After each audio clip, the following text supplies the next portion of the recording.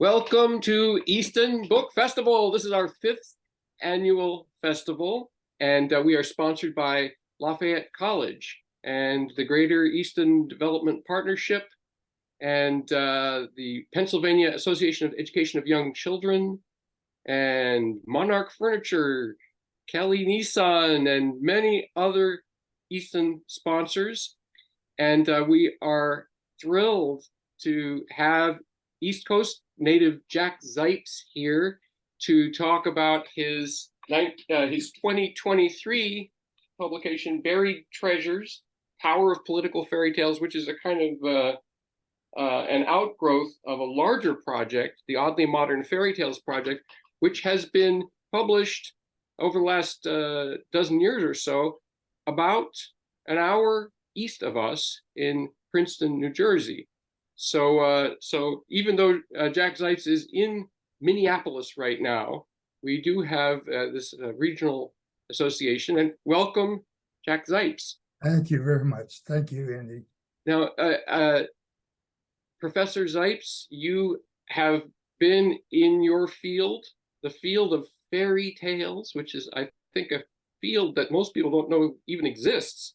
The scholarly field of fairy tales for many years, and during the body of your career, when you were working as a professor, you produced a complete translation of the Brothers Grimm.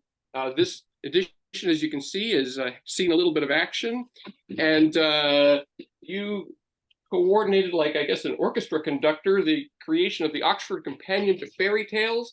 So look at this. This is a lot of work you did. And then you retired. Yes. And, you know, you're supposed to retire when you retire. But you did not stop working. And so I wanted to find out a little bit about what this project is that is going on in Princeton right now with the Oddly Modern Fairy Tales. Could you tell us a little bit about that? Yes. After I retired in 2008, I had from the University of Minnesota, where I was a professor of German and cultural studies. I had much more time on my hands, and I had published various books with Princeton before I began that series, and I somehow conned or convinced the Princeton to allow me to start the series of books that were published around the beginning of the 20th century. Let us say a little before that, 1880, 1890, up until about 1940, books that had not been, let us say, published anymore. They weren't published anymore, but had been forgotten. And I thought that these were books that really should be published eternally. And so Princeton was really very graceful and said, okay, let's do it. And so the task was to find really good editors, friends of mine or professional academics who really were smart and understood what I was trying to do.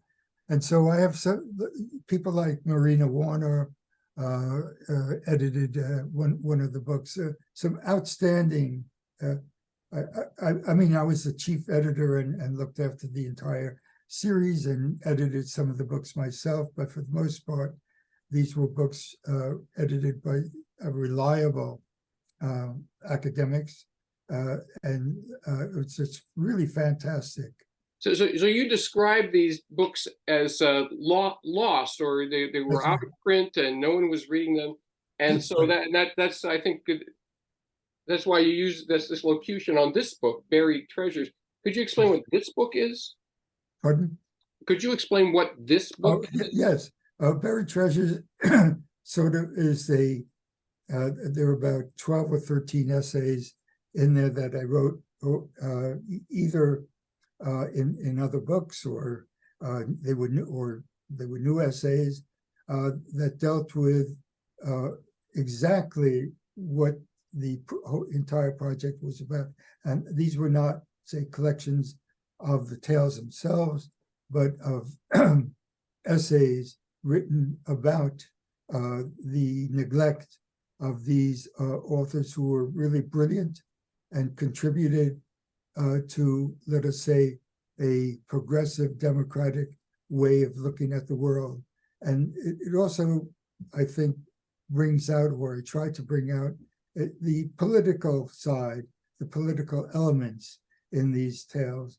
And so there were about 12 or 13 authors in there. And I bet if I walked into any university, into a literature class, and mentioned the names of these people, neither students nor professors would have ever heard of them. And so really, these are brilliant. It's not me who is, in quotes, brilliant in doing this. It's just simply they are so necessary today, because they were the books, the people I discovered, they were books published in chaotic times, like somewhat like the time right now, if I may dare to say. We're living at a time when fascism has really come to America. And if we don't watch out, we're going to fall to fascism. And so literature, fairy tales, no matter any type, myths, all types of genres should embrace, to a certain extent, messages that I think are extremely important, because they point out to what extent we are at the border of fascism. Now, relative to what you just said about Yes. and this is a very interesting and I would say unusual perspective on Yes. fairy tales. Yes. Most people who think about a fairy tale Right. don't go directly to the fighting fascism, Right. right? And so I was puzzling over how you got there, and I wanted you to tell a story about an incident that happened in Princeton, New Jersey, Yes. an exciting incident in your life, which you tell in the prefatory essay to Buried Treasures. And I just wanted to point something out which I noticed about this remarkable story that you agreed to tell. This book was published in 2023, and the story that I wanted to hear in your own words takes place in 1943. Yes. 80 years ago. Right. There's not many people. I can't do it. There's not many people that can just kind of casually tell a story about something that happened to them 80 years ago.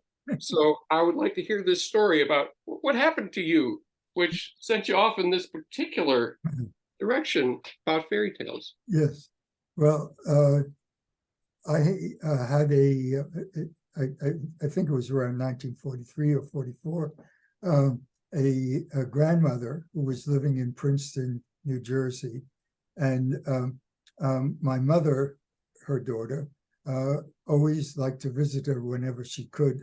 My grandmother moved around in those days, in the 1930s, 40s. And so one time, she left me with my grandmother in Princeton. We were visiting her in Princeton, and we took a walk through the campus of Princeton. And as we were walking, well, I can tell you, I'll tell the tale as I tell it sometimes.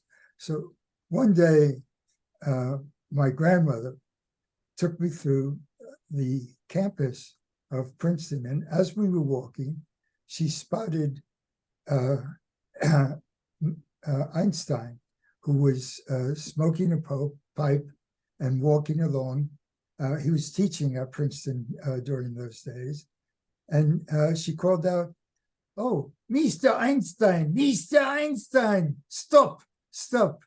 And Einstein was shocked and steps back and puts out his pipe, puts it in his pocket. And, "Mr. Einstein, you shouldn't smoke." And Einstein said, "Okay, excuse me, what can I do for you, Mr. Einstein? I want you should tell my grandson what he should read to become like you." "All right, yeah," Mr. Einstein said, "fairy tales." And my grandmother looked at him and said, "Fairy tales?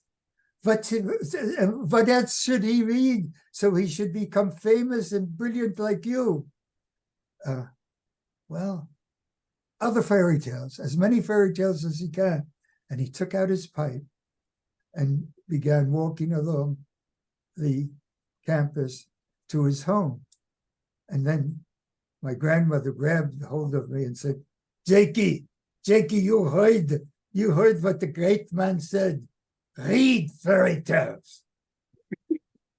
Now, of course, I've embroidered. The incident was not exactly like that, but it was something like that, and became in the family lore of my mother picked up on this and laughed like she was crazy, and we had a great time. Oh my. Oh. But your memory of it, I mean, you were 6. That is a clear memory for you. Yeah. Well, I have a memory of meeting, encountering, and something happening, and exchange with him. And and my parents, of course, loved the story more or less, and they would embroider it, and it's always stuck with me. And actually, maybe one of the causes of my going into literature as a young man. Well, you refer to that. You tell that story in this book, and Yeah. it is reason enough to buy this book. It's an amazing story, and you call it, "This is a true tall tale, not a fairy tale. I must confess that the boy in this preposterous anecdote was me." Yes. And what I found very striking about this story was that, why did Einstein tell you to read fairy tales? Yes. And I feel like the direction that you took with your fairy tale research is where you found this sort of social justice and utopian revolutionary character in fairy tales. That seems to me to be you parsing Albert Einstein. Albert Einstein in 1943 on the Princeton College campus. Why was he there and not at Los Alamos? Yeah. Because he was on the left. He was denied clearance to go and work on the E=mc² bomb. Right. And he was opposed to militarism. Yes. His life work had been co-opted by the warmongers, Right. and that's why he was left out. Right. And so so you encountered him in that moment in his life, and for him to say, I mean, surely your grandmother would have expected him to say something like, study physics, or learn to pay attention to math. Yeah. He gave you very strange advice, and Right. he must have been in a very strange mood. Right. And it just seems to me that you engage with, I mean, that paradox of this brilliant intellectual, scientist, hard scientist, telling you to read fairy tales. Right. And all the other thing is, it seems to me that you have become a kind of you're such the sort of the master of the intricacies and the technical side of fairy tales that's kind of like that's like I feel like you kind of turned into to that, Yeah, right? And the other thing that struck me about it's like a Jack and the Beanstalk story, that there's this the wizard at the side of the road that gives sort of the magic beans of that sets you off. This bit of advice sets you off to climb in your personal beanstalk. But your grandmother deserves a lot of credit. She didn't push back against that. That's amazing. yeah, yeah, And I just thought that's got to be some kind of that there's something there that is related. yeah. Both your grandmother and Einstein, and of course the life story of your family. How did your family end up in the United States? Why was your grandmother in the United States? Well, they fled fascism. Uh, my grandmother came from uh, Minsk in Russia, and My family too. We're from that area too. you're right. So that was at the beginning of the 20th century, and they my grandmother could barely speak English and was a master in of the languages, the various languages that Jews were using during this period. And so she really instilled in me a sense of humanity, of looking at the world not from the point of view of brutality and wars and fighting wars and so on. She was a pacifist from the very beginning, and didn't want to see any more signs of war. And to a certain extent, she was surprised when Einstein said that, but she really understood when she said afterwards, "Jakey, you heard the old man, do what he said." It really brought out her, what she thought was the way to go out in the world, is to try to create the world in a utopian sort of fairy tale way. And her Yiddish, for her language of Yiddish, stayed with me. For instance, the way I just tried to imitate the way she spoke, that's the way a lot of Jews who came from Eastern Europe, that was their great language. And it's a shame that they didn't keep the language when Israel came to being in I think it was 1948, 49.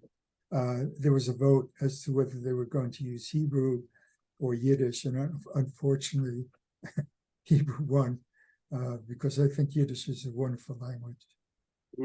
Yeah. Well, you were. What was your involvement with this book? Oh, Honey on the Page. Yeah. Yeah. Treasury of Yiddish Children's Literature. Right. Miriam is a friend of mine, and she's brilliant. There are very few books at the beginning of about children's literature, particularly in Russia, translated into English. And so she asked me whether I would help her and write an introduction to her book. And it's a superb book. It translates tales that were spoken in Yiddish, and different tales generally for children or even for adults as well. And so my involvement in that book was to write an essay about her discovery of various authors in Russia at that time. So now your activity of doing research, you are a very serious researcher. Yes. You describe yourself. You're very self-denigratory. You describe yourself as a scavenger who sort of scrapes things out of the. Could you tell how you found these lost books? I mean, you just described her doing, finding things. How do you find stuff? Well, there's a lot of serendipity in my life, and maybe I should tell you how the book, the original Bambi came into being, because that's a really good way of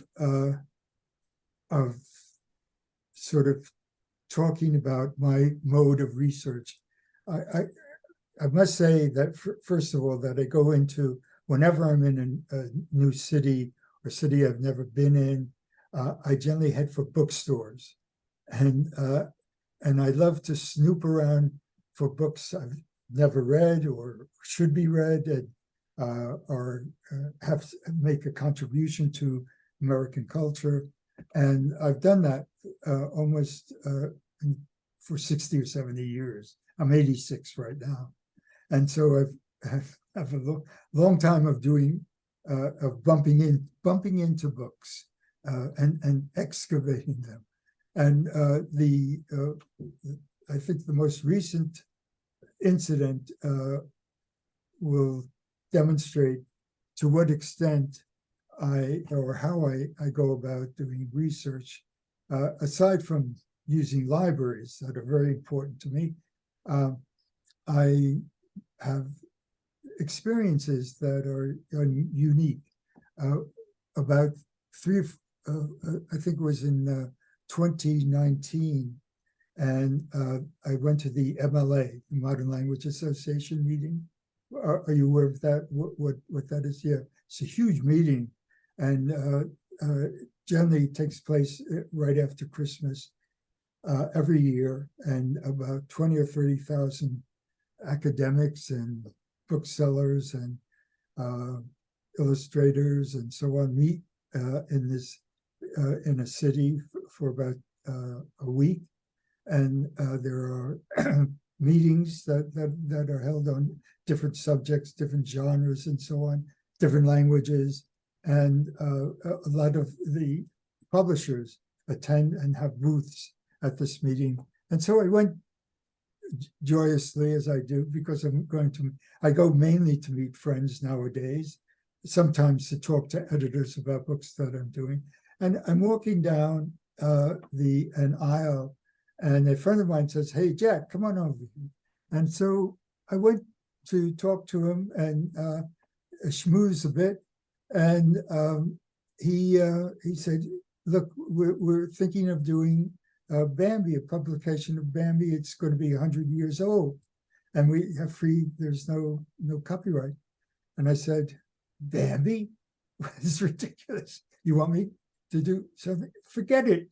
And I said, "Great, good luck," and so on. And I walk down the aisle, and I go down another aisle, and another editor comes up to me and says, "Hey, Jack, we're thinking of doing Bambi and new Bambi publication." And I said, "No, what's going on here? No, thank you, no," and so on. And so I ended the conference, or the conference ended, and I went back to Minneapolis, and I said, why are these people interested in doing Bambi? And so I went to the library, and I got a German edition of Bambi, and I said, "Oh my God, this is not the Bambi I brought up with." The film came out in 1942, and Bambi has probably brought not millions, billions of dollars to the Disney Corporation. And as I did my read in German what's happening, I said, "This is a remarkable book, and I wonder whether it's been translated." And it had been translated in 1928, and the translation was decent, but it really didn't capture the Austrian, let us say, spirit of cafe men just sitting around telling stories and so on and so forth. And I said, this book really should be republished, and people should find out who Felix. I had never heard of Felix Salten, and so I got on the phone and I called Princeton. I was editing. This is at the same time that I'm editing the series at Princeton, and I said to Anne Savarese, who's a great editor at Princeton, I said, Anne, I want to do a new translation of Bambi, and she said, are you kidding? And I said, no, Anne, believe me, this is very important, because Felix Salten is a brilliant writer, and he's writing a tale about pogroms, and people don't realize how serious this book is. And when it was written in 1921, 22, came out in 1923. And I said, we've really got to set the record straight. And so she agreed. And then I often been in Ljubljana in Slovenia, and there is a world-renowned illustrator by the name of Alenka Sutler, and Alenka, I conned her into, not conned her, I had Princeton contact her, and she agreed to do these amazing illustrations, really using pen. These are ink and pencil drawings that really capture the spirit of the leaves falling, who are philosophers in the book. And so when I began translating, I also did a lot of historical work about the time that he was writing this book in 1923. At the end of World War I, there were something like 1 million Jews were massacred in Eastern Europe, and Felix Salten, whose name was totally different from, his name was Sigmund Salzmann. That was his original name. He was a Hungarian Jew who, his family moved to Vienna, and he grew up there, and he became one of the greatest journalists at the beginning of the 20th century. And he was totally aware of what was happening in Europe at the end of the war. The Jews were blamed by the Austrians and the Germans for losing the war, and that's why these pogroms took place. And his response was not a realistic demonstration, but using animals and a setting. He was a hunter himself. The setting was to show to what extent there was brutality during that time. And so he wrote this book and some other stories and so on that dealt with the war. And my translation tried to focus on this concern, and I wrote a long essay about the origins of Bambi. And there is a crime here by the Walt Disney organization, or by Walt Disney himself, who was an anti-Semite, that they disregarded totally the meaning of the book, because it's all about philosophically or ideologically, it's all about the crimes that were committed and still are committed in Europe. There's been a huge rise of anti-Semitism, and this, we shouldn't forget this. We have to remember this, otherwise we're going to succumb to the brutality that developed in the 1920s and ended up with Hitler really destroying a great culture, European culture, German culture. And so my essay or my work in publishing with Princeton. This new translation was also intended to expose the horrors of Disney, the Disney Corporation, making it into a sweet, stupid demonstration of how the deer lived in, and how Bambi became a prince, and it all focused on things that had nothing to do with the original book, and I think that there's been another translation that's very good that's come out, and so I think it also applies to how big corporations simply abuse when they buy or take over really a golden, let us say, treasure. To what extent they abuse the treasures that are in ACAST. Well, one of the reasons that that we were just talking about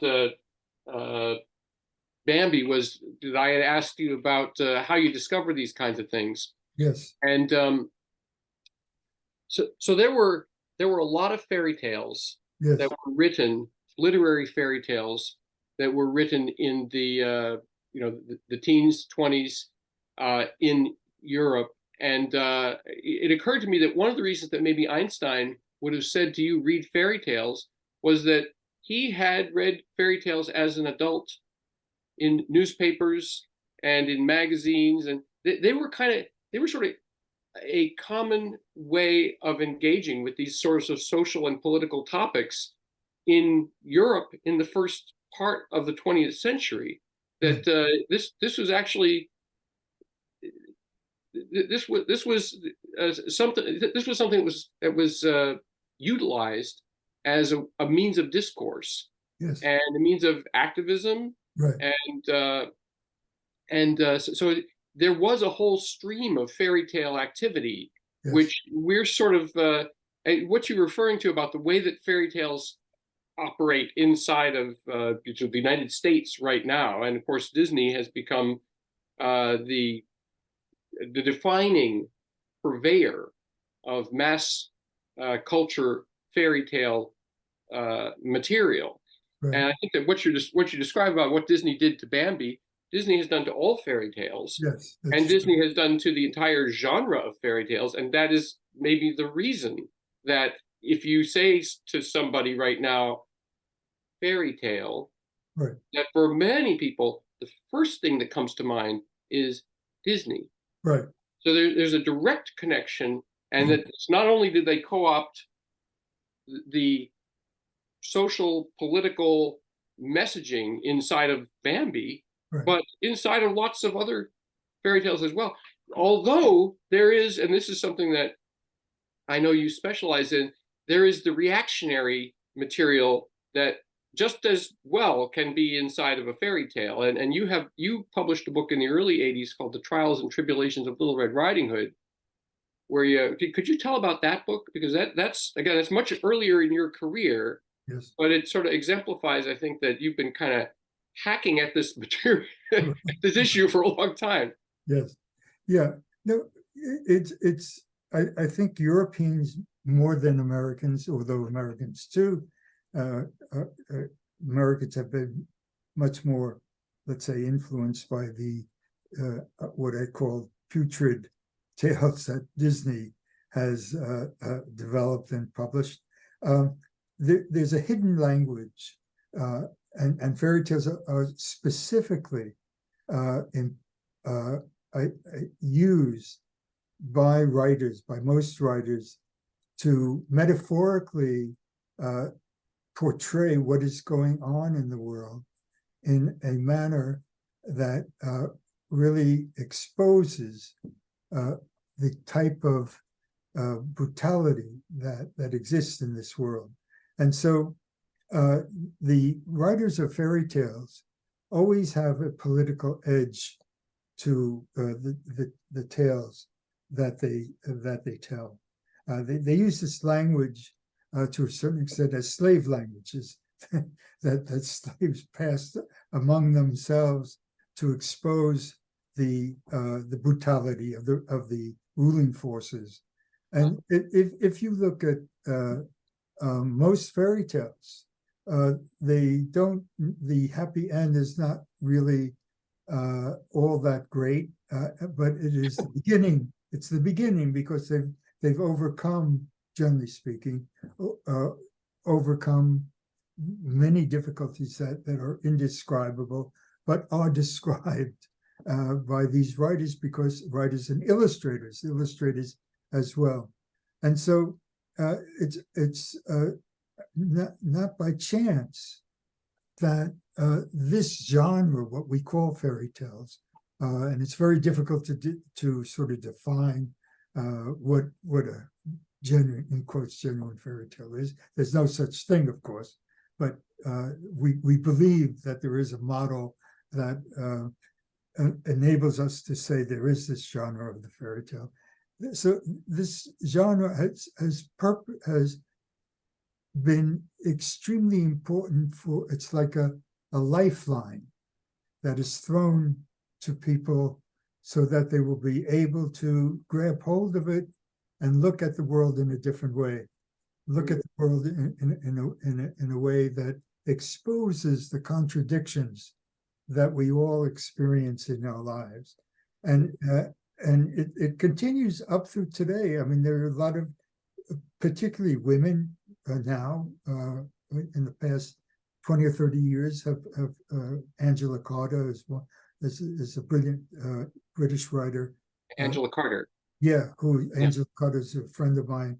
Unfortunately, she died due to cancer, but she began, or initiated to a certain extent, a feminist takeover of fairy tales. It was a political struggle, and Yes. But there are, of course, plenty of male writers who agree with her, and for different reasons use fairy tales to express their insights, their beliefs, their let us say contributions to understanding education, socialization of children. And the fight now with banned books in America is an example of it's not an example, but is extremely important, because it just shows to what extent literature is an important socialization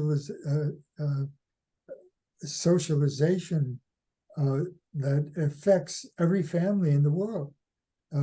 And the cry to we have got to save our children by burning books, that's what the Nazis did. And we're moving in that tendency. There's that tendency today that I think and there are fairy tales already about this, and it will continue. And my sort of excavating is sort of a political gesture on my part to try to say, let's talk about this. Let's really tell the truth about what is going on. And the publishing of Bambi is speaking truth to power. Yeah. And well, the power of story, the power of narrative, it shapes thought processes. Yes. And the remarkable thing about reading is that it opens the window, it opens the door to new experiences that a child certainly could never have. And you talk in your writing about the idea of wonder, the wonder tale.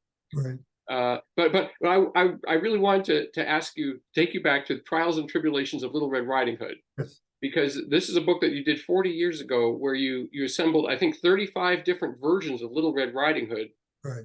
And many of them were sort of modern versions or contemporary retellings.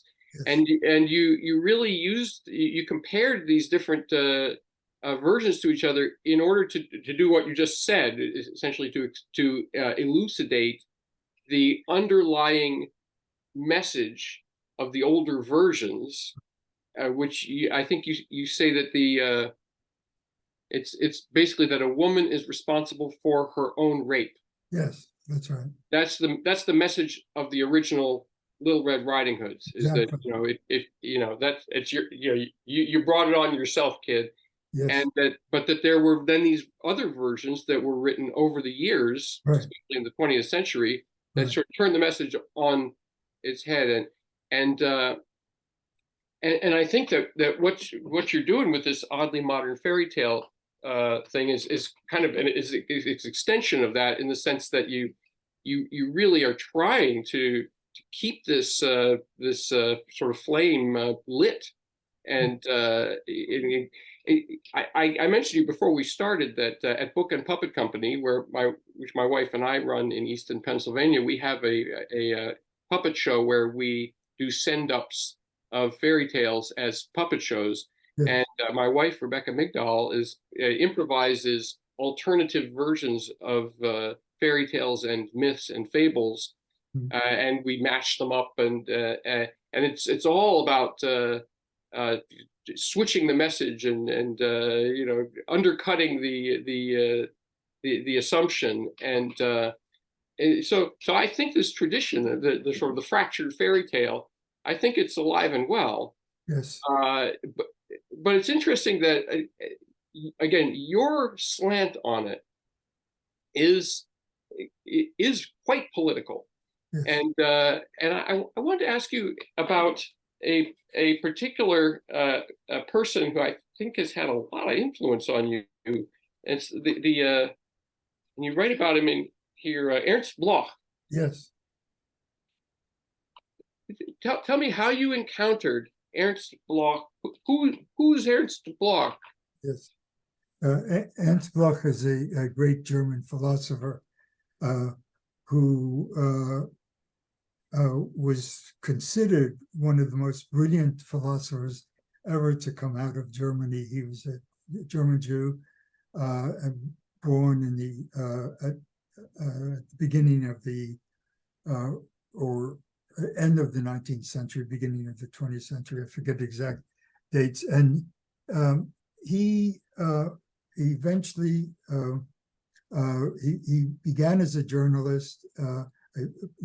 Went to the university, had difficulties there because in the 1920s, most Jews were not allowed to teach or attend the university, but he did, and he got a doctorate, and but had a tremendous difficulty finding a job, and began writing philosophy. And his greatest contribution is a 3-volume story of hope, Hoffnung in German. And he all of his work is somewhat difficult. He was poetically political, and somewhat like he wrote philosophy like a fairy tale storyteller might write philosophy.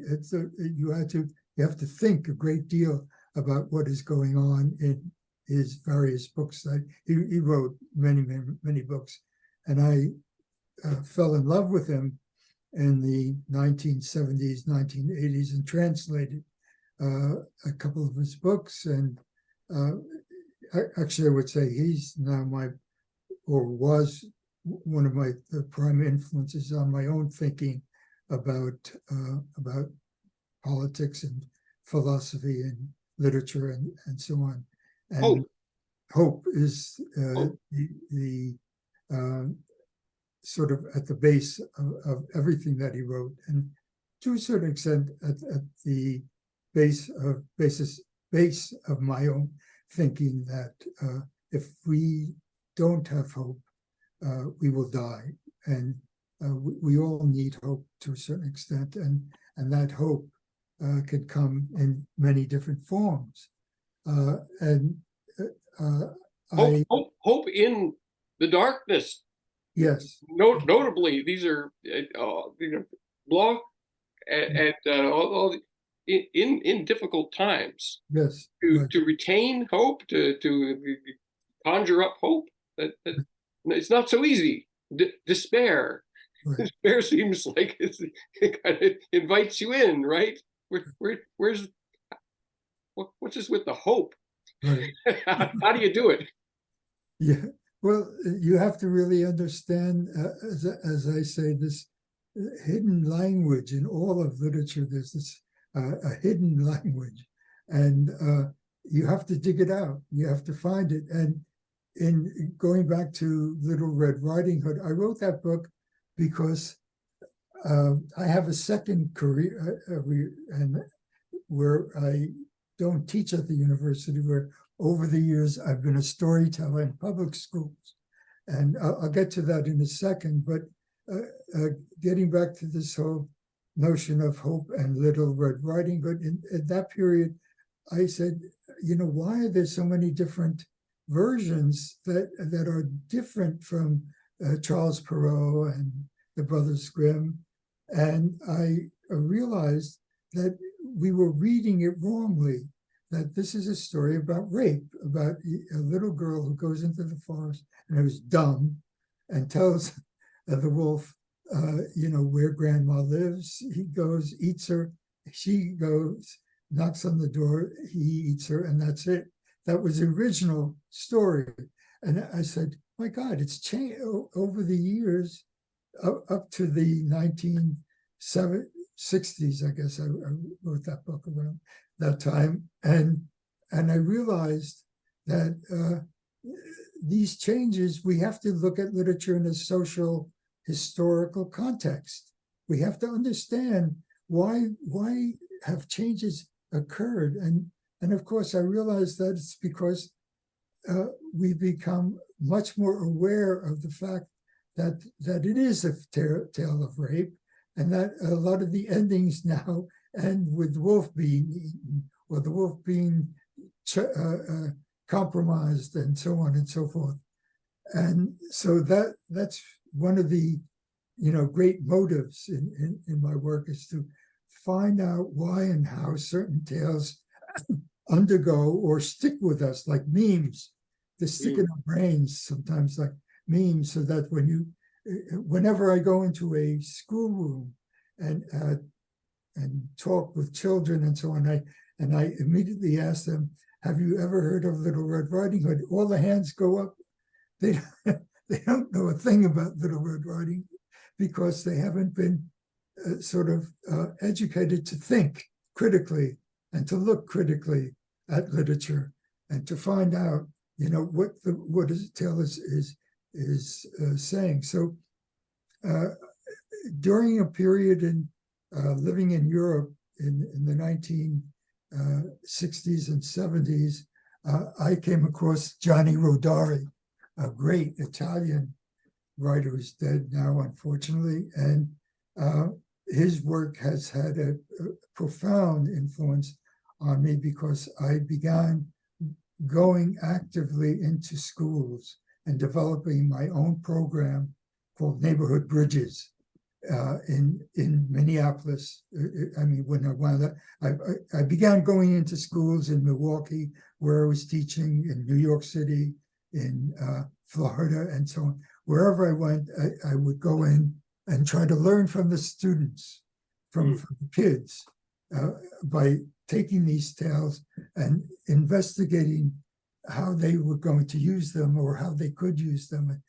And so I developed my own, let us say, program, and hooked up with the Children's Theater of Minneapolis in 1970, when was it, 1979 or 80. And for 15 years, I had a major program that was also national, in which I trained artists, young artists, generally speaking, who came out of the theater, to how to use literature to help children become the users of their own lives. Fabulous. Uh-huh. And so and that still exists, by the way. After the endemic, they broke up the program. They couldn't, and now they've come back with there's a book I've written called where is, oh, there it is, this book over here called Why Fairy Tales Stick. I don't know whether you know this. It's all about my use of in schools of fairy tales to enlighten children so that they can become the creators of their own lives, to put power in their hands. Fabulous. And that's called Neighborhood Bridges? Yeah, it began as Neighborhood Bridges, and now it's called Speaking Out. For about 15 to 20 years, we had tremendous support, financial support from schools and from the theater. And aside from my teaching at the university, my great love was teaching with, and I worked with brilliant young people who now don't need me anymore. They know what to do, and they founded. If you go on their website, it's called Speaking Out. Is the sort of new generation that has taken hold and are continuing to do the work I initiated. That's so wonderful. Yes, no, I'm very proud of them. That they speak back to me all the time. Uh-huh. They don't need to be told what to do. Right. Well, I really enjoyed this conversation, and I think I'm gonna wrap it up now. But I want to again note this is the new one of your books from this year. You know, you published so many books. I'm sure I can't keep up with you. I did not ask you about your project republishing picture books. Yes. You started a publishing company yourself. Yes, that's right. And you're republishing picture books. Yes. Could you just yeah. a little bit about that? At one point, I wanted to, when I retired, I wanted to publish 2 books in a new series a year with either Wayne State or that's in Detroit, or with the University of Minnesota Press. And I'm a very fast writer and productive, and I wanted to do at least 2 books a year. And both publishers started out, and they said, no, after 1 or 2 years, they said, this is too much. Let's do one book a year. And I was very disappointed by that. And so I said, damn it, I had learned a great deal about publishing. And so I decided I'm going to stop. If I do want to do 2, 3 books a year and so on, I'll control it. So I founded Little Mole and Honey Bear. Little Mole and Honey Bear is the name of the publishing company. Little Mole and Honey Bear. And it was about 5 or 6 years ago. And I did publish about for 2 or 3 years, 2 or 3 books a year. But then I became exhausted. It was a one-person press. I was losing a lot of money, but I was so happy because the books that came out, there were about 5 or 6 books that I published are just really amazing. And now these are republications of yes. older picture books from Central Europe. Is that right? And America, and also books that were written by quite like there is one of the writers. I'm trying to think of his name. Emery Kellen, who came to America, fled the Nazis, was a great illustrator, and began publishing books here. And so it's all about authors and illustrators whom I found either from Europe or from the United States in the first part of the 20th century. Mm-hmm. And there was a great deal of learning. I learned an amazing amount about publishing, and also I was able to sort of generate a certain interest in a lot of these authors. Well, you have done a great service to a lot of artists who are no longer living, and I'm sure they would all want to say thank you. And you can see this wonderful picture here of what are these buried treasures. There's the imagery here. Well, there's the book. Yeah, they're all from stories. There are bits and pieces from the stories that these authors wrote. My family during the Russian Revolution, there's a story that they buried a pot of gold that they had to hide. They buried a pot of gold in the backyard, and then of course they got chased away, and that somewhere, back I guess it's in the Ukraine now. There's a pot of gold underground. If only we could go back and get it. Buried treasures. People bury treasure at a moment when they have to run away.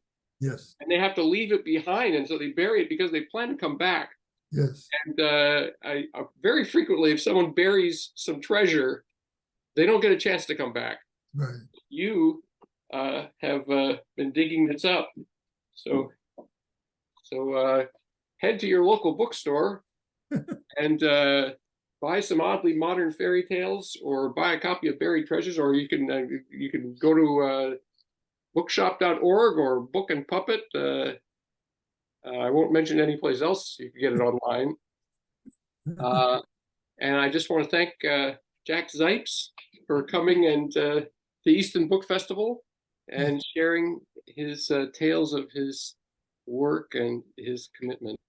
Right. Thank you so much. Right. Well, thank you for inviting me. It's been a real pleasure talking with you. Okay, take care. And now Easton Book Festival is sponsored by Lafayette College, the Greater Easton Development Partnership, Pennsylvania Association for the Education of Young Children, and many more. And we'll see you at another session. Take care. Bye now.